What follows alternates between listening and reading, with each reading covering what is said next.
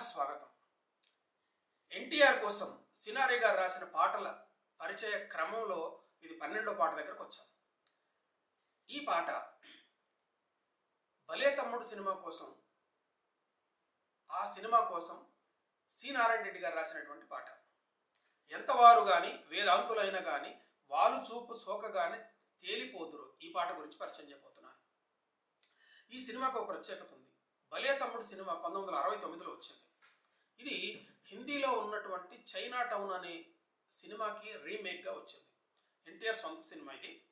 అయితే ఈ సినిమాలో ఉన్నటువంటి ప్రత్యేకత ఏంటంటే 1969 నాటికి ఘంటసాల గారు చాలా ఉచ్చ స్థితిలో సినిమా సంగీతాన్ని అందిస్తూ ఉన్నారు. మనకి సంగీత దర్శకుడుగానే కాకుండా అత్యంత మధురమైనటువంటి గంధర్వ గాయకుడుగా కూడా ఆయన రామారావు, నాగేశ్వరరావు, మిగతా శోభన్ బాబు, కృష్ణ వీళ్ళందరికీ కూడా పాటలు పాడుతున్నటువంటి రోజులు. అలా ఉండగా హిందీ చిత్రసీమలో అత్యంత ప్రతిభావంతుడైనటువంటి మహమ్మద్ రఫీ గారిని, తెలుగు వాళ్ళ ఘంటసాల గారు ఎట్లాగో హిందీ సినిమా పాటలకు ఆయన మహమ్మద్ రఫీ గారు అంత గొప్పవాడు. మహమ్మద్ రఫీ పాటలను తెలుగు వాళ్ళు కాదు, తమిళ వాళ్ళు కాదు, కన్నడం వాళ్ళు కాదు, భారతదేశంలో ఉన్న వాళ్ళందరూ కూడా చాలా ప్రేమగా వింటారు. ఒక్కోసారి భాష అర్థమయ్యి అర్థం కాని స్థితిలో ఉన్నవాళ్ళు కూడా రఫీ గళమాధుర్యాన్ని వినడానికి ఆయన పాటలు వింటూ ఉంటారు. అది ఆయన పాటలకు ఉన్నటువంటి ప్రత్యేకత. అయితే 1969లో తీసినటువంటి ఈ సినిమాకి ఎన్టీఆర్ హీరో,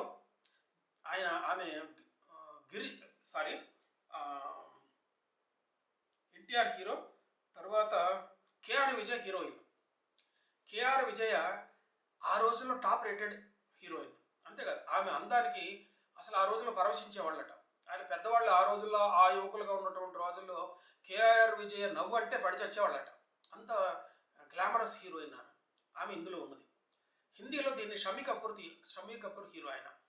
సో అందులో ఉన్న పాటలను యథాతథంగా చాలా వాటిని ఆ ట్యూన్స్ తీసుకొని పాటలు రచించారు. ఈ సినిమాకు దర్శకత్వం బిఎస్ సుబ్బారావు గారు చేశాడు. సంగీత దర్శకత్వం టీవీ రాజు గారు చేశారు. తోట వెంకటరాజు గారు అంటారు. టీవీ రాజు గారు సంగీతం చేశారు. ఎన్టీఆర్ చాలా సొంత సినిమాలకు టీవీ రాజు గారు సంగీతం అందించారనమాట. అయితే మనం హిందీలో వచ్చినటువంటి పాటల్ని కొన్ని పాటలు యథాతథంగా ఆ ట్యూన్ తీసుకున్నారు, కొన్ని పాటలు ఈయన స్వయంగా ట్యూన్ చేశారు. అయితే ఇందులో ఈ పాట ఎంతవారు కానీ వేదాంతులైన కానీ వాలు చూపు చోక కానీ తేలిపోదురు. ఈ పాట నారాయణ రెడ్డి గారు అందులో ఉన్నటువంటి ట్యూన్కి యథాతథంగా ఈయన పాటను చేకూర్చారు. అయితే పాట ఒరిజినల్గా పాట ఇలా ఉండదని, బారు బారు దేకో హజారు బారు దేకో ఈ దేఖనే కే చీజ్ హై ఏ దిల్ రుబా అని చెప్పి పాట వస్తుంది. అయితే అందులో ఉన్నటువంటి పాటలో ఉన్న వస్తువు, ఇందులో ఉన్న పాటలో ఉన్నటువంటి వస్తువు ఒకటి కాదు. ఇందులోకి ఒక క్లబ్లో డ్యాన్స్ కోసం రాసినటువంటి పాట. కానీ అందులో ఉన్న వస్తువుకి యథాతథమైనటువంటి అనువాదాన్ని నారాయణ రెడ్డి గారు చేయలే. ఆ ట్యూన్ తీసుకున్నారు. ఆ ట్యూన్కి అవసరమైనటువంటి సాహిత్యాన్ని ఆయన సొంతంగా అందించారు. ఇది ఈ పాటలో ఉన్నటువంటి ప్రత్యేకత. అయితే ఈ పాటలో ఇందులో సినిమా పాటలు అన్నీ కూడా నారాయణ రెడ్డి గారు రాశారు. అందుకే దాన్ని సింగిల్ కార్డ్ అంటారు అనమాట. ఈ పాటలన్నింటినీ కూడా ఒక్కొక్కటిగా మీకు పరిచయం చేస్తాను. ఇందులో ఈ పాట ఏంటంటే ఎంతవారు కానీ వేదాంతులైన కానీ వాళ్ళు చూపు సోక కానీ తేలిపోదురు అయిన పాట. ఈ పాటకి సినిమాలో ఎన్టీఆర్ నటించారు. హిందీ సినిమాలో ఆయన షమీ కపూర్ నటించాడు. హిందీ సినిమాలో షమీ కపూర్ 69, 70 ఆ ప్రాంతానికి ఈ రాక్ షేక్ బాల్ రూమ్ డ్యాన్సులు చాలా పాపులర్గా ఉన్నాయి సినిమాల్లో. రాక్ అండ్ షేక్ అని ఇలా ఇలా ఇలా ఇలా ఊగుతూ ఉంటారు, ఊగుతూ డ్యాన్స్ చేస్తూ ఉంటారు. ఈ రాక్ అండ్ షేక్ ఈ డ్యాన్స్ చేయడంలో జయలలిత అందరికంటే సూపర్ అని చెప్తారు. జయలలిత రాక్ అండ్ షేక్ ఈ డ్యాన్స్ బాల్ రూమ్ డ్యాన్స్ చేస్తే సింగిల్ టేక్లో అయిపోతుందట. అంత గొప్పగా జయలలిత డ్యాన్స్ చేసేదట. అలాంటి రాక్ షేక్ డ్యాన్స్ ఇక్కడ అందులో షమీ కపూర్ చేస్తే ఇందులో ఎన్టీఆర్ చేస్తాడు. ఎన్టీఆర్ కూడా ఇలా గిటార్ వాయించుకుంటూ చేస్తుంటారు. మధ్యలో హీరోయిన్ వస్తుంది. ఆ క్లబ్ వాతావరణం ఇదంతా ఉంటుందన్నమాట అందులో. అయితే ఈ పాట సాహిత్యం చూద్దాము. సాహిత్యం చూసిన తర్వాత దీంట్లో ఉన్న ప్రత్యేకత ఏంటో కూడా మనం తెలుసుకోవచ్చు అనమాట ఒకసారి. అయితే మహమ్మద్ రఫీ గారు తెలుగులో అప్పటికి ప్రత్యేకత అనమాట. అంటే మహమ్మద్ రఫీ గారి యొక్క గళ మాధుర్యాన్ని తెలుగు వాళ్ళకి చేయాలని చెప్పి ఒక ఉద్దేశంతో వాళ్ళు తీసుకొచ్చారు దీన్ని. అంతేగా తప్ప ఘంటసాల గారితో పాడించలేక కాదు. కానీ హిందీ చిత్రసీమలో ఉన్న గాయనీమణులు, గాయకులతోటి తెలుగులో పాటలు పాడించడం అనేది ఉన్నది. 1951లో వచ్చిన సంతానం సినిమాలోనే లతా మంగేష్కర్ గారితో ఒక పాట పాడించారు. నిదుర పోరా తమ్ముడా అనే పాట అప్పటికిప్పటికి సుప్రసిద్ధం, చాలామందికి తెలుస్తుంది.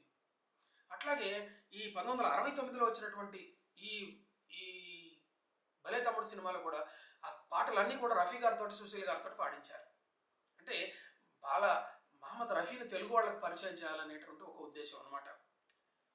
ఆ తర్వాత 1982లో అనుకుంటా వచ్చినటువంటి ఆరాధన సినిమాలో కూడా, అది ఎన్టీఆర్ ఆరాధన, అక్కినేని నాగేశ్వరరావు ఆరాధన ఉంది, అది వేరే. మళ్ళీ ఎన్టీఆర్ ఆరాధనలో ఎన్టీఆర్ కోసం మళ్ళీ రఫీ గారితో పాడించారు. రఫీ గారు పాడటం అన్నది ఇది తెలుగు వాళ్ళు కాని వాళ్ళు పాడినట్టుగా మనకు తెలిసిపోతూనే ఉంటుంది.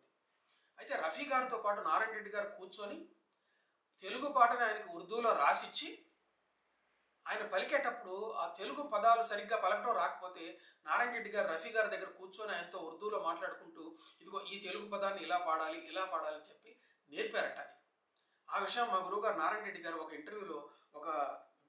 ఇంటర్వ్యూలో చెప్పారు. అది సరే, పాట చూద్దాం రండి. ఎంతవారు గాని ఈ వేదాంతులైన గాని వాలు చూపు సోకగాని తేలిపోదురై కైపులో కైపులో కైపులో అని వస్తుంటుంది అనమాట. అట్లాగే తర్వాత, చిన్నది మేనిలో మెరుపున్నది హహ చేపలా తళుకన్నది సైపలేకున్నది. చిన్నది మేనిలో మెరుపున్నది చేపలా తళుకన్నది సైపలేకున్నది. ఏ వన్నెకాని వలపు నమ్మి వలను చిక్కునో, ఏ వన్నెకాని వలపు నమ్మి వలను చిక్కునో అని చెప్పి రఫీ గారు పట్టి పాడుతుంటాడు. ఈ పట్టి పాడేది ఆయన బార్ బార్ దేఖో హజారు బార్ దేఖో అని హిందీలో కూడా అట్లా ఉర్దూలో అనమాట. అది ఇట్లా పట్టి పాడుతుంటాడు. అదే ధోరణి ఇక్కడికి వచ్చింది ఆయనకి, ఈ పాటలో కూడా వచ్చింది. అట్లాగే ఆడకు వయసుతో చెరలాడకు ఆడితే వెనుకాడకు ఊహ పడిపోకు కూడి విడిపోకు. అది ఆడకు వయసుతో చెరలాడకు ఆడితే వెనుకాడకు. అట్లాగే కైపులో కైపులో మనసు తెలిసి కలిసి మెలిసి వలపు నింపుకో. తర్వాత, ఎంతవారు గాని వేదాంతులైన గాని వాలు చూపు సోకగానే తేలిపోదురు. ఈ పాట మళ్ళీ వస్తుంది అనమాట. భలే భలే లేత వయసుడు కిందిలే తాత మనసు ఊరిందిలే లోకమింతేలే అంటే ఒక వేదాంతం అనమాట. అట్లాగే ఈ తాత మనసు ఊరిందిలే ఇది వస్తుంది. ఓయ్ పాత రుచులు తలచి తాత ఊకినవి. ఈ ప్రాసాయితీ వేయటంలో నారాయణ రెడ్డి గారికి ఉన్న ప్రతిభను గురించి ఇంతకు ముందు కూడా మనం మాట్లాడుకున్నాం. ఇందులో ఆ ప్రత్యేకత ఉందన్నమాట. అయితే ఈ ఒరిజినల్గా ఉన్నటువంటి వస్తువుకు భిన్నమైనటువంటి వస్తువును ఇందులో రాసి ఎన్టీఆర్కి ఆ పాటకు అనుకూలంగా, ఆ ట్యూన్కి డ్యాన్స్ చేయడానికి అనుకూలంగా ఈ పాటను రచించారు నారాయణ రెడ్డి గారు. అప్పటికి ఇప్పటికీ ఈ పాట చాలా పాపులర్ అయింది. అయితే మహమ్మద్ రఫీ గారికి ఎంత బాగా ఆ పాట తెలుగులో ఎలా పలకాలో నేర్పించినా కూడా ఆయన తెలుగు వాళ్ళు పలికినట్టు పలకలేకపోయినారు. కానీ అదే మలయాళీ అయిన యేసుదాస్ గారు తెలుగు పాటలు పాడితే ఆయన తెలుగు వాళ్ళు పాడినట్టుగానే పాడారు. లతా మంగేష్కర్ కూడా ఎక్కడ ధోరణి లేకుండా దాదాపుగా తెలుగు వాళ్ళు పాడినటువంటి ఎఫెక్ట్ని తీసుకురాగలిగారు. అట్లాగే ఆశా భోంస్లో కూడా తెలుగులో పాటలు పాడారు. ఇవన్నీ ప్రత్యేకతలుగా చెప్పుకోవాలి మనకి. వేరు భాషల్లో ఉన్నటువంటి గాయకులు పాడారు. ఒడియాలో ఉన్నటువంటి గాయకులు రఘునాథ్ ప్రాణిగ్రాహి లాంటి వాళ్ళు తెలుగులో పాడారు. కన్నడ గాయకులు తెలుగులో కొంతమంది పాడారు. ఈ రోజు ఉన్నటువంటి విజయప్రకాష్ గారు కానీ, అంతకు ముందు ఉన్నటువంటి రాజ్కుమార్ గారు కానీ వీళ్ళు తెలుగులో పాటలు పాడారు. కానీ రఫీ గారు అట్లాగే ఇదే భలే తమ్ముడు సినిమాలో ఇంకో పాట ఉంది, నేడే ఈనాడే కరుణించే నన్ను చెలికాడే అనే పాట. ఇందులో రఫీ గారు పాడుతున్నప్పుడు ఒక చరణంలో ఈ నాండే అంటాడు. ఇది హిందీ యాక్సెంట్ మనకి తెలుగులో, ఇక్కడ ఉర్దూ యాక్సెంట్ ఇక్కడ మనకి తెలుగులో చాలా స్పష్టంగా మనకి కనిపిస్తూ ఉంటుందన్నమాట. ఇది ప్రత్యేకత. ఇదే భలే తమ్ముడు కోసం నారాయణ రెడ్డి గారు ఇంకా చాలా మంచి పాటలు రాశారు. ఆ పాటల గురించి కూడా మనం మాట్లాడుకుందాం. మిత్రులారా, ఈ వీడియో మీకు నచ్చితే లైక్ చేయండి, ఇతర మిత్రులకు షేర్ చేయండి. అట్లాగే నా ఛానల్ పులి కన్ను సబ్స్క్రైబ్ చేసి పక్కనున్న బెల్ బటన్ నొక్కండి. దీనివల్ల నేను వీడియో అప్లోడ్ చేయగానే మీకు చేరుతుంది. అలాగే మీలాగా ఎంతోమంది మిత్రులు దీన్ని ఉచితంగా చూసేటటువంటి అవకాశం కలుగుతుంది. నమస్తే.